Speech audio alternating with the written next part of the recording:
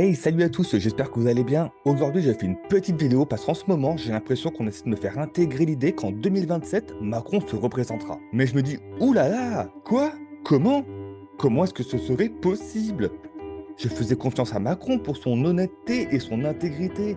M'aurait-il encore trahi? Hmm. Bah justement, on va voir ça. Mais d'abord, générique.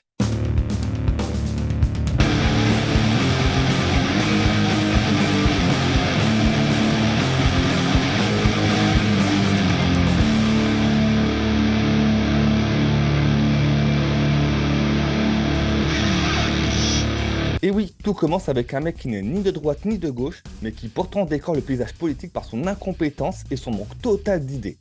Je veux bien sûr parler de François Bayrou. Que l'élection de 2017 avait été préparée par au moins 20 ans de délabrement de ces deux soi-disant forces, la droite et la gauche, et qu'elles n'ont pas été effritées pour des raisons extérieures, elles ont été effritées parce que leur inspiration, leurs idées, leur doctrine, leur philosophie étaient devenues vides de sens. Vides de sens. Ah là là, Bayrou qui parle d'idées vides de sens. Au moins il a de l'humour, hein, et il sait de quoi il parle. S'il continue bientôt, il nous parlera d'intégrité en oubliant de mentionner son petit passage par la case mise en examen. Mais après tout, on dira que c'est devenu un prérequis presque pour faire partie du gouvernement Macron. Et je suis contre le retour à cette impasse. Je suis pour que la majorité, qui s'est constituée sur le socle central, ce qui est pour moi le centre de la politique française, je suis pour qu'il soit fier de lui-même, solide, qu'il arrête de se demander s'il est plutôt d'un côté ou plutôt de l'autre. Je suis par vocation centrale dans la politique française. Donc, en gros, Bayrou dit tranquillement qu'il est pour un parti unique. Bah oui, pourquoi se faire chier avec la démocratie? Si les gens n'ont plus de choix, ce sera plus simple, non? Enfin bref.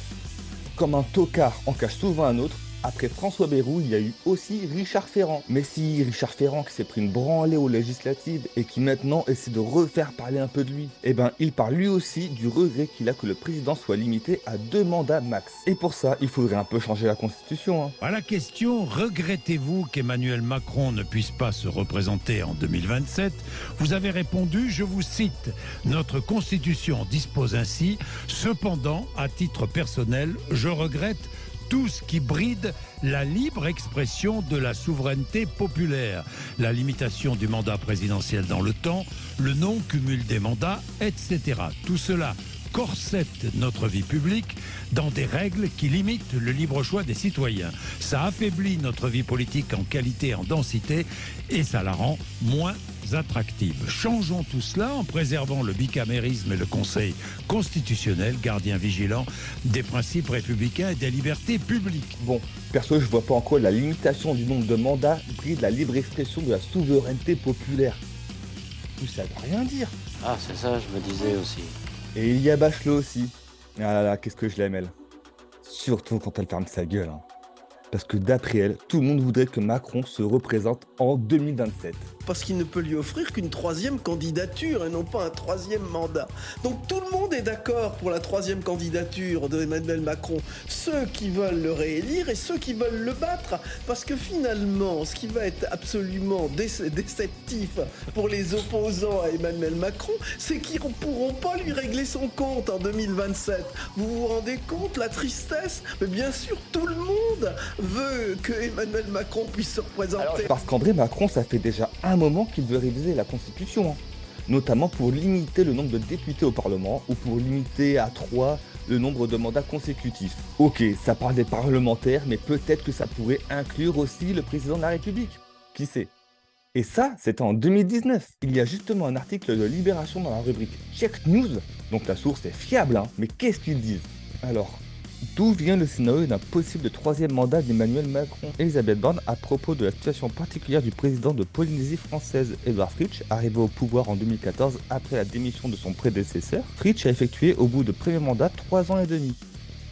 puis a été réélu en 2018. Empilé en 2023, mais la loi la police limite aussi le nombre de mandats consécutifs à seulement 2. Le Conseil d'État lui aura cependant dit que c'était possible puisqu'il n'a pas effectué 2 mandats complets. Et oui, comme il n'a pas effectué 2 mandats complets, il peut se représenter une 3e fois. À savoir si c'est possible pour Macron aussi. Donc voilà, il pourrait peut-être, en plus de modifier la Constitution, démissionner avant la fin de son mandat et se représenter pour un 3e en disant que c'est des mandats complets qu'il faut faire. Ce serait donc au Conseil constitutionnel de trancher, le même qui a fait passer la réforme des retraites. Alors c'est bon, on peut leur faire confiance. D'ailleurs, c'est déjà dans les tuyaux. Dès cet été, Macron annonce un grand débat autour des réformes institutionnelles.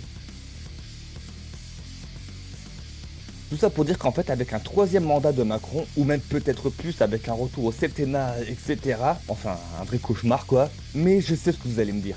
Ouais, mais tu dis de la merde, même BFM, ils ont dit que Macron ne voulait pas se représenter en 2027. Je suis assez d'accord, mais quand on voit que c'est Macron qui parle, déjà, j'ai tendance à pas trop le croire. Et quand on voit en plus que c'est BFM qui interroge, tous mes signaux d'alerte sont tout rouges. Mais pour la première fois, et avec vous, je vais tenter de lire l'article de BFM. Je vous avoue que je ferai sûrement un montage de cette séquence jusqu'à maintenant, j'ai vu que le premier paragraphe, et je vais faire un petit reste du reste, tellement le premier paragraphe est déjà lunaire. Ok, donc l'article de BFM commence comme ça.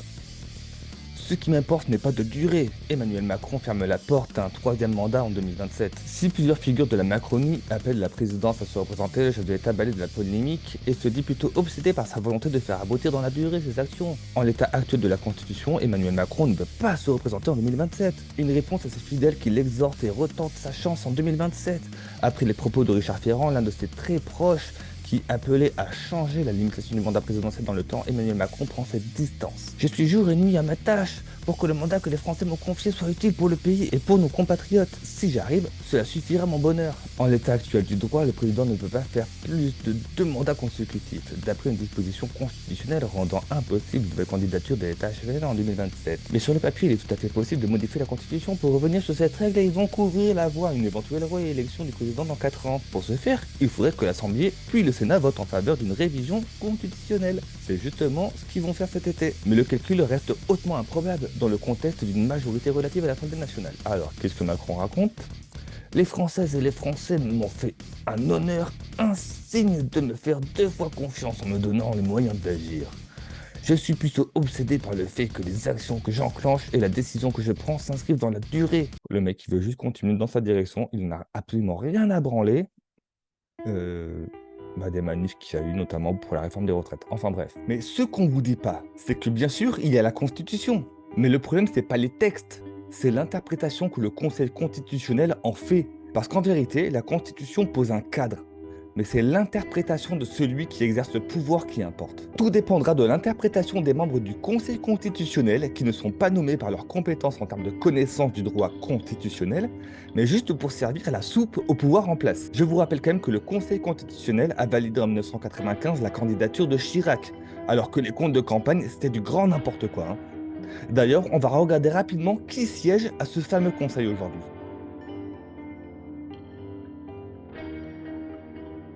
Ah, mais vous voyez, que du beau monde en fait. Et il n'y a presque pas de repris de justice. On peut leur faire confiance à eux aussi. Et sur cette petite note d'espoir, je vous dis à bientôt pour une nouvelle vidéo. Ciao.